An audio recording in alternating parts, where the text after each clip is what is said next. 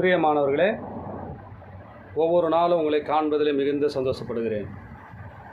நன்றாக இருக்கிறீர்களா? நன்றாக இருப்பீர்கள் நம்புகிறேன், விசுவாசிக்கிறேன். இயேசு கிறிஸ்து நாமத்தினாலே உங்களை ஆசீர்வதிக்கிறேன்.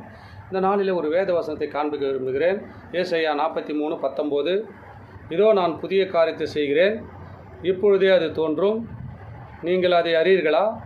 நான் வனாந்தரத்தை வழியையும் அவாந்தர வழிகளை ஆறுகளும் உண்டாக்குவேன்.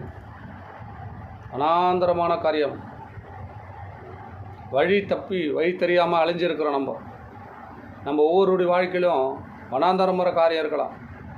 வனாந்தரங்கம் வெட்டாந்தரையான காரியமாக இருக்கலாம். வாழ்க்கையில் எதுவும் செழிப்பு இல்லையே, என்ன நடக்க போகுது என் வாழ்க்கையில், என் பிள்ளையுடைய வாழ்க்கையில் என்ன நடக்க போகுது, வனாந்தரமான காரியம் நமக்குள்ளே நினைத்து கொண்டு இருக்கலாம்.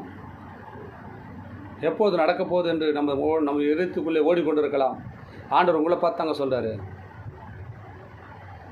வனாந்தரம் பயந்து கொண்டு இருக்கிறியா? உன் மகனை குறித்து, மகளை குறித்து, உன் வாழ்க்கை குறித்து, உன் வேலை ஸ்தலத்தை குறித்து எல்லாத்துக்கும் பயந்து கொண்டு இருக்கிறையா? எப்போ நடக்கும், எப்போ இதுக்கு முடிவு வரும் என்று எதிர்பார்த்து விடுறா? ஆண்டவர் அதை உங்களை பார்த்தா சொல்கிறார், நான் இதோ புதிய காரியத்தை செய்ய போகிறேம்மா. நீ ஏதோ நினச்சிக்கிற, அது இல்லை, அதை காட்டில் மேன்மையான காரியத்தை செய்ய போகிறேன். இதோ நான் ஒரு புதிய காரியத்தை செய்ய போகிறேன், அது இப்போதே செய்வேன். இந்த வார்த்தை கேட்ட மாற்றத்தை உங்களுக்கு செய்ய போகிறேன்னு சொல்கிறாருங்க. நீங்கள் போங்க, பயப்படாத போங்க. உங்களுக்கு புதிய காரியத்தை ஆண்டவர் செய்வாருங்க. இந்த வார்த்தை கேட்டிங்கல்ல, எத்தனை நாள் கேட்டிருப்பீங்க, எத்தனை பேர் கண்ணீர் விட்டுருப்பீங்க, எத்தனை நாள் ஒரு வேதனையை ஆண்டவர்கிட்ட சொல்லியிருப்பீங்க. உங்களை பார்த்து தான் சொல்கிறேன், நான் புதிய காரியத்தை செய்ய போகிறேன். நீ ஒன்று தான் கேட்ட மகனே மகளே, நான் அதிகமாக செய்ய போகிறேன் பாருங்கள், ஒரு புதிய காரியம், நீங்கள் விழிப்பு அடைய போகிறீங்க அப்படின்னு ஆண்டவர் உங்களை பார்த்தாங்க சொல்கிறாரு. அது இப்போதே தோன்றும். இந்த வார்த்தை கேட்ட உங்கள் குடும்பத்தில், உங்கள் வாழ்க்கையில், உங்களோட பிள்ளைகளுடைய வாழ்க்கையில் ஆண்டவர் எப்பொழுதே அதை செய்ய போகிறேன்னு சொல்லிக்கிறாருங்க. நம்ம ஜெபிப்போமா? எங்கள் அன்பின் பரலோக பிதாவே, இயேசுவின் நாமத்தினால ஒரு சமூகத்தில் ஒரு தகப்பனே, இந்த நாளில் விட கர்த்தாவே அப்பா, இந்த நாளில் இந்த வார்த்தை கொடுத்தீர், உமக்கு ஸ்தோத்திரம் அப்பா.